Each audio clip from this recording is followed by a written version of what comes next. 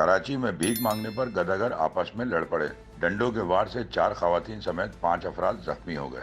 कराची में रमजानुल मुबारक में मुख्तलिफ शहरों से बड़ी तादाद में लोग भीख मांगने के लिए जमा हो जाते हैं। शहर कायद में मुख्तलिफ मकामात पर गदागरों के ग्रुप्स काबिज हैं।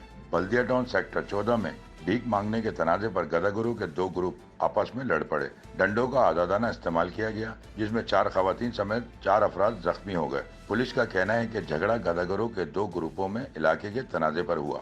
वाक़े में मुलविस अफराद को गिरफ्तार किया जाएगा। मजीद वीडियोस देखने के लिए हमारी वीडियो को लाइक करें, सब्सक्राइब करें और बेल आइकन को जरूर क्लिक करें ताकि आने वाली वीडियो आप तक बआसानी पहुंच सके।